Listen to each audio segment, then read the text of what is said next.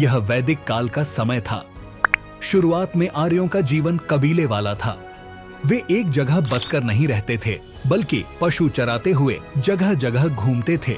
उनके हर कबीले को जन कहा जाता था। वे अक्सर गायों और चरागाह के लिए आपस में लड़ते थे। हर कबीले का मुखिया राजन कहलाता था, लेकिन वह अकेले फैसला नहीं लेता था। उस पर 2 सभाओं का नियंत्रण रहता था, सभा और समिति।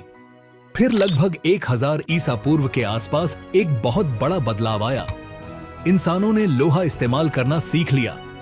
पुराने ग्रंथों में इसे श्याम अयस या कृष्ण अयस कहा गया है। लोहे की कुल्हाड़ी से अब घने जंगल आसानी से काटे जाने लगे।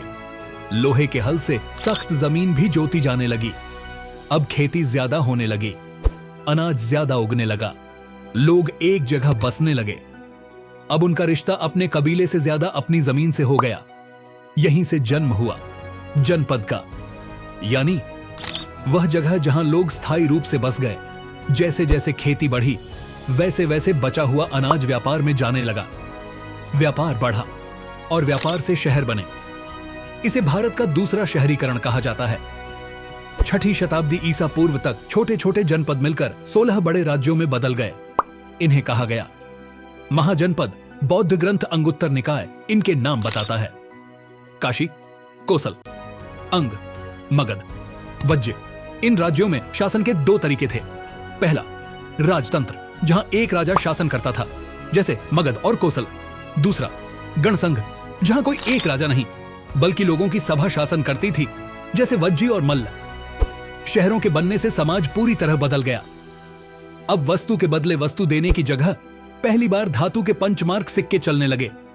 व्यापारियों का एक नया अमीर वर्ग बना, घपति और सेठी। लेकिन इस विकास का एक बुरा असर भी हुआ। वर्ण व्यवस्था जन्म के आधार पर कठोर हो गई। ब्राह्मणों के यज्ञ और पशु बलि बहुत बढ़ गए।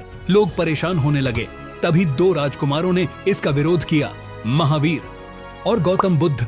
महावीर ने जैन धर्म शुरू किया, बुद्ध ने बौद्ध धर्म। दोनों ने वेदों की सर्वोच्चता को नहीं माना, जाति भेद का विरोध किया और अहिंसा का संदेश दिया। व्यापारी वर्ग ने इन धर्मों का खूब समर्थन किया।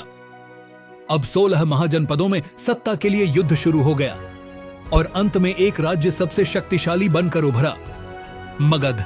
लेकिन मगध ही क्यों जीता? क्योंकि उसकी स्थिति बहुत मजबूत थी। मगध गंगा, गंडक और सोन नदियों से घिरा था, जिससे व्यापार आसान और सुरक्षा मजबूत थी। छोटा नागपुर की खदानों से उन्हें लोहा मिला, जिससे उन्होंने अच्छे हथियार बनाए।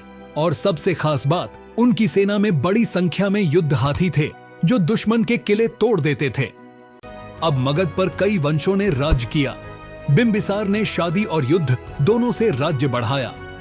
उसका बेटा अजातशत्रु ने अपने पिता को मारकर गद्दी ली और 16 साल के युद्ध के बाद वज्जी गणसंघ को हरा दिया। फिर शिशुनाग वंश आया, जिसने अवंती राज्य को खत्म कर दिया। फिर आया महापद्म नंद। उसे भारत का पहला ऐतिहासिक सम्राट कहा जाता है। नंदों की सेना बहुत विशाल थी, 2 लाख पैदल, 60,000 घुड़सवार, 6,000 हाथी। कहा जाता है सिकंदर के सैनिक भी इससे डर गए थे। नंदवंश का आखिरी राजा घनानंद बहुत क्रूर था।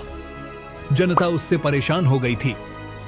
तभी तक्षशिला का एक बुद्धिमान ब्राह्मण चाणक्य और एक युवा योद्धा चंद्रगुप्त मौर्य ने मिलकर नंदवंश को हटा दिया और यहीं से शुरू हुआ भारत का सबसे महान साम्राज्य, मौर्य साम्राज्य।